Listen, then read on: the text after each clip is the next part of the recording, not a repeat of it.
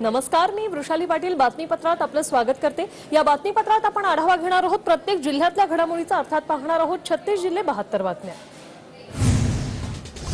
तब्बल 38 दिवसांनंतर शिंदे भाजप सरकारचा मंत्रिमंडळ विस्तार पार पडला। पहिल्या टप्प्यात 18 कॅबिनेट मंत्र्यांचा शपथविधी झाला आणि यामध्ये भाजप आणि शिंदे गटाच्या प्रत्येकी 9 मंत्र्यांचा समावेश आहे।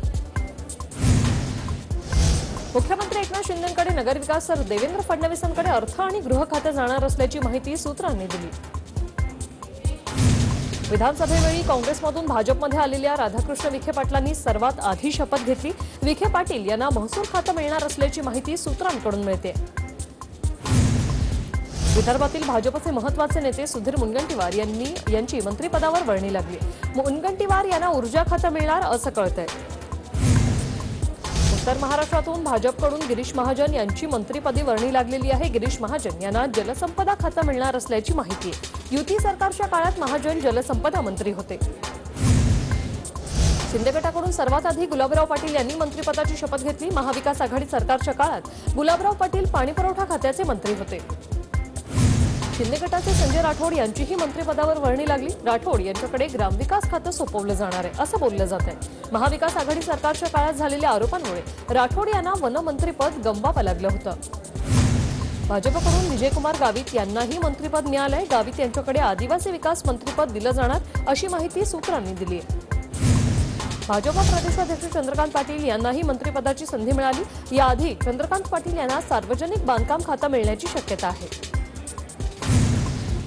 शिंदे गटाकडून दादा भुसे यांनाही मंत्रिपद मिळालंय। दादा भुसेंना कृषी खाते मिळणार असल्याचं कळतंय। भाजपकडून सुरेश खाडे यांना मंत्रिपदाची संधी देण्यात आली। सुरेश खाडे हे सामाजिक न्याय मंत्री होण्याची शक्यता आहे। शिंदे गटाकडून आता मराठवाड्यातून संदीपान भुमरेंना मंत्रिपद देण्यात आलंय।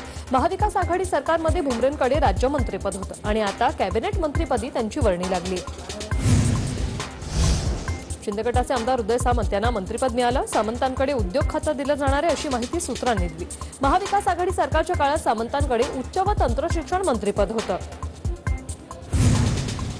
शिंदे गटाकडून तानाजी सावंत यांचीही मंत्रिपदावर वर्णी लागली। तानाजी सावंत यांना उच्च व तंत्रशिक्षण खाते मिळण्याची शक्यता आहे।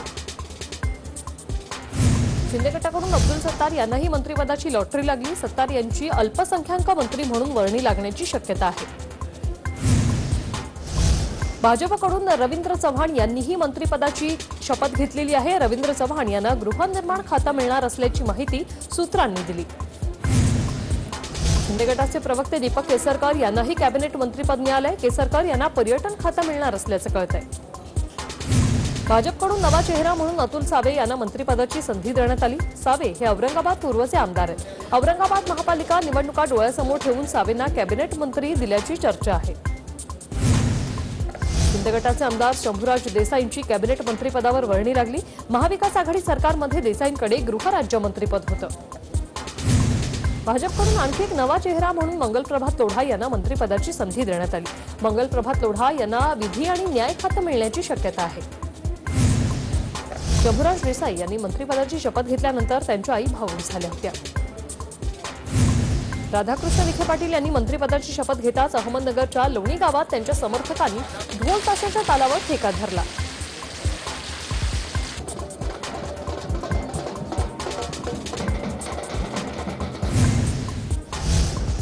आमदार सुरेश खाडे यांनी मंत्रिपदाची शपथ घेतल्यानंतर सांगलीच्या मिरजमध्ये भाजपच्या वतीनं जल्लोष साजरा करण्यात आला। तसंच मिठाई आणि साखर वाटून कार्यकर्त्यांनी आनंद व्यक्त केला।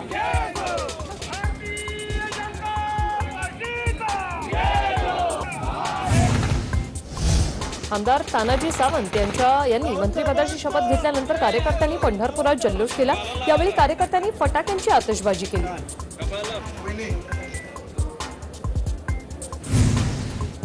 शिंदे गटाचे आमदार शंभूराज देसाई यांनी शपथ घेतल्यानंतर कार्यकर्त्यांनी जल्लोष केला। तसंच कार्यकर्त्यांनी एकमेकांना पेढे भरवत आनंद व्यक्त केला।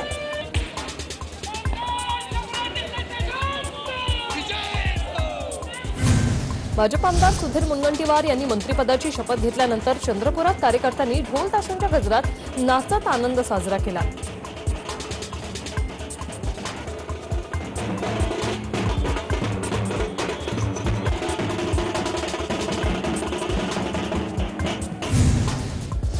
आमदार उदय सामंत यांनी मंत्रिपदाची शपथ घेतल्यानंतर त्यांच्या कार्यकर्त्यांनी एकच जल्लोष केला।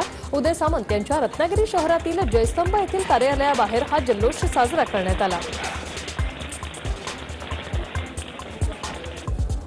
संजय राठोड यांच्या शपथविधीनंतर त्यांच्या समर्थकांनी यवतमाळमध्ये फटाके फोडले, तसंच एकमेकांना पेढे भरवत आनंदही व्यक्त केलाय। भाजप आमदार गिरीश महाजन यांनी मंत्रिपदाची शपथ घेतल्यानंतर जामनेर शहरात कार्यकर्त्यांनी जल्लोष केलाय।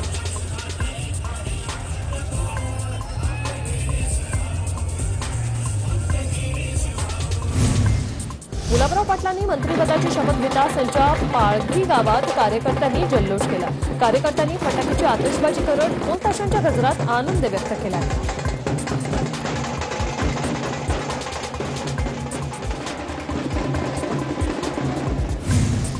सोलापुरातील माढा शहरात तानाजी सावंत यांनी मंत्रिपदाची शपथ घेतल्यानंतर त्यांच्या कार्यकर्त्यांनी जल्लोष केला। यावेळी कार्यकर्त्यांनी फटाके फोडून आनंद व्यक्त केलाय।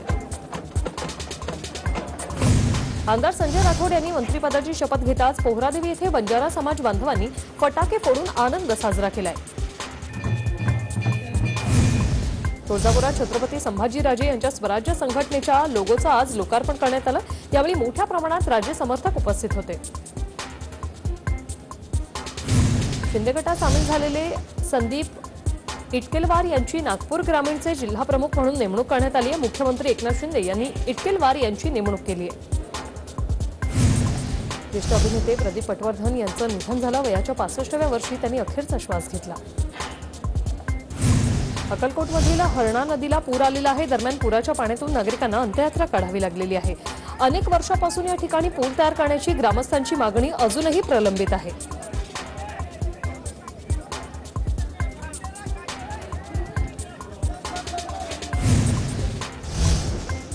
गोंदियातील पुजारी तोंडा धरणाच्या पाणी पातळीत वाढ झाल्यानंतर धरणातून पाण्याचा विसर्ग सुरू करण्यात आला आहे। दरम्यान नदीकाठच्या गावांना सतर्कतेचा इशारा देण्यात आलेला आहे। भुसावळ तालुक्यातील हतनूर धरणाचे 36 दरवाजे पूर्णपणे उघडण्यात आले। सध्या धरणातून मोठ्या प्रमाणात तापी नदी पात्रात विसर्ग सुरू आहे।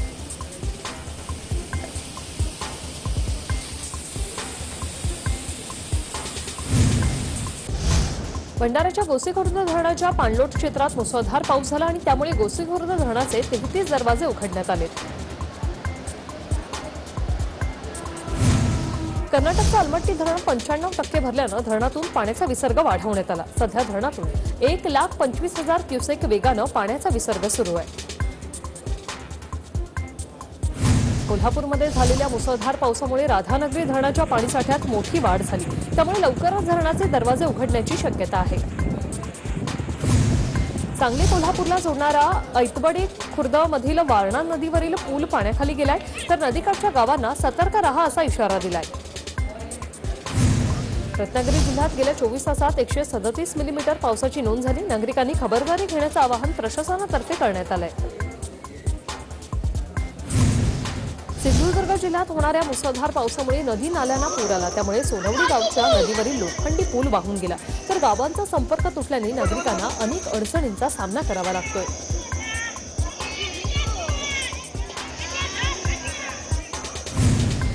कोल्हापूरमध्ये नदीपात्रातील झाडांवर वानरं अडकून पडली होती। जिल्हा आपत्ती व्यवस्थापन समितीच्या जवानांनी या वानरांची सुटका केली आहे। अकोल्यातील काटेपूर्णा धरणाचे 10 दरवाजे उघडल्याने पूर्णा नदीला पूर आला। गांधीग्राम येथील पूर्णा नदीवरील पुलाला पाणी टेकल्याने अकोला ते अकोट मार्ग बंद होण्याची शक्यता आहे। भंडाऱ्यात काल झालेल्या मुसळधार पावसामुळे शहरातील अनेक भागात पाणी शिरलं होतं आणि यामुळे नागरिकांना मोठा त्रास सहन करावा लागला। भंडारा शहरात झालेल्या मुसळधार पावसामुळे अनेक घरांमध्ये पाणी शिरलं। मंगल कार्यालयातील तलावाचं स्वरूप आलेलं आहे आणि त्यामुळे मोठ्या प्रमाणात नागरिकांचं नुकसान झालंय। शासनाने लवकरात लवकर नुकसान भरपाई द्यावी अशी मागणी नागरिक करतायत। मुसळधार पावसामुळे अप्पर वर्धा धरणाचे सर्वच दरवाजे उघडण्यात आले आणि त्यामुळे तिवसा तालुक्यातील कौंडण्यपुरातील पुलावरून पाणी वाहत असल्याने पुलाला मोठ्या प्रमाणात तडे गेले। त्यामुळे वाहतूक बंद करण्यात आली आहे।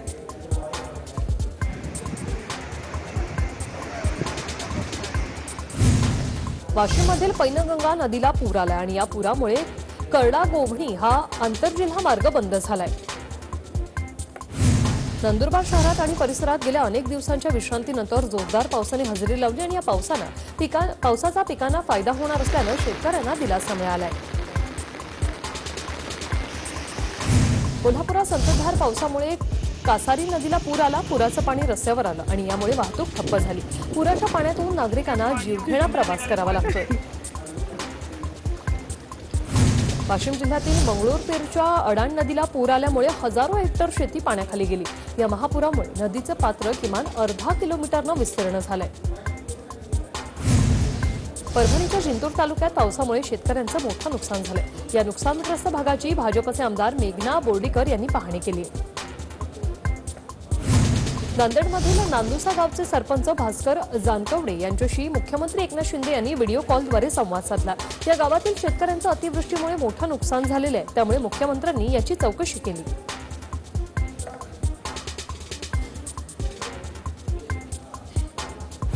बोडीच्या पाण्यात बसलेल्या म्हशींना बाहेर काढताना पाय घसरून पडल्याने एका इसमाचा बोडीत बुडून मृत्यू झालाय। ही घटना भंडारा जिल्ह्याच्या लाखनी तालुक्यात घडली आहे। पालघरमध्ये विद्युत वाहिनीचा खांब गाडीवर पडल्यामुळे अपघात झालेला आहे। या अपघातात एक नागरिक गंभीर जखमी झालाय। बीड शहरातील रखडलेल्या कामांमुळे नाल्यांचा आणि रस्त्याच्या कामांमुळे नागरिकांना नाहक त्रास सहन करावा लागतोय। याच्या विरोधात शिवसंग्रामकडून शहरात बॅनरबाजी करण्यात आली आहे।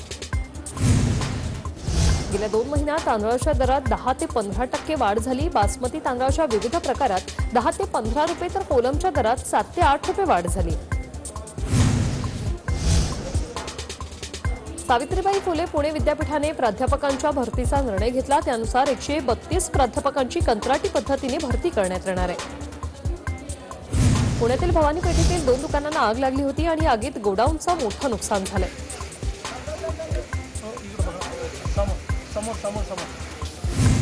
वाशिम जिल्ह्यात कावड यात्रेचं आयोजन करण्यात आलं होतं आणि या शिवभक्त कावड यात्रेचं शेलू बाजार येथे जंगी स्वागत झालं। यावेळी मोठ्या प्रमाणात यात्रेकरूंनी गर्दी केली होती।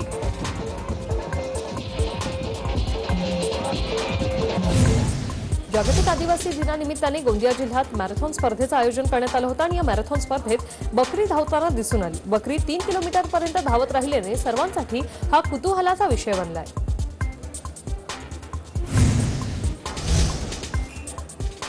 अमरावतीत आदिवासी गौरव दिन उत्साहात साजरा करण्यात आलेला आहे आणि यावेळी विद्यार्थ्यांनी पारंपरिक आदिवासी नृत्य करून आदिवासी दिन साजरा केलाय।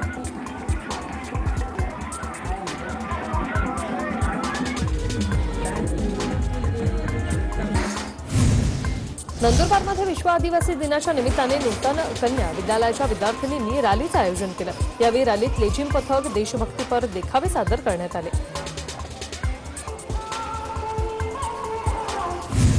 पुण्यातील घोडेगावमध्ये जागतिक आदिवासी दिनानिमित्त विविध कार्यक्रमांचं आयोजन करण्यात आलं होतं आणि यावेळी विद्यार्थ्यांनी आदिवासी नृत्य सादर केलं। इगतपुरीच्या धामडकी वाडीतील जिल्हा परिषद शाळेत विद्यार्थ्यांनी जागतिक आदिवासी दिन साजरा केला। यावेळी विद्यार्थ्यांनी पारंपरिक कामड नृत्य सादर केलं। स्वातंत्र्याच्या अमृत महोत्सवानिमित्ताने कराडमध्ये काँग्रेसच्या वतीने तिरंगा पदयात्रेचं आयोजन केलं गेलं आणि या पदयात्रेत माजी मुख्यमंत्री आमदार पृथ्वीराज चव्हाण, ॲडव्होकेट उदय सिंह यांच्यासह शेकडो कार्यकर्ते सहभागी झाले होते। पिंपरी चिंचवडमध्ये देशाच्या 75व्या अमृत महोत्सवानिमित्त पोलिसांनी पोलीस बँड वाजवून नागरिकांमध्ये जनजागृती केली। नागरिकांमध्ये देशभावना जागृत व्हावी यासाठी पोलिसांनी बँड वाजवून नागरिकांचं लक्ष वेधून घेतलं। इचलकरंजी शहरात क्रांती दिन मोठ्या उत्साहात साजरा झाला। यावेळी विद्यार्थ्यांनी आणि राजकीय पक्षांनी शहरातून रॅली काढली होती। केंद्र सरकारच्या हर घर तिरंगा या अभियानाची जोरदार तयारी सध्या पिंपरी चिंचवड महापालिकेने केली। मात्र असं असलं तरी ठेकेदाराकडून आलेले राष्ट्रध्वज निकषात बसत नसल्याने महापालिकेने ते परत केले। येवल्यातील मेन रोड येथे धडपड मंचाच्या वतीने रक्षाबंधनानिमित्त 7 फुटे राखी लावण्यात आली। गेल्या 16 वर्षापासून धडपड मंचाच्या वतीने ही राखी लावण्यात येते।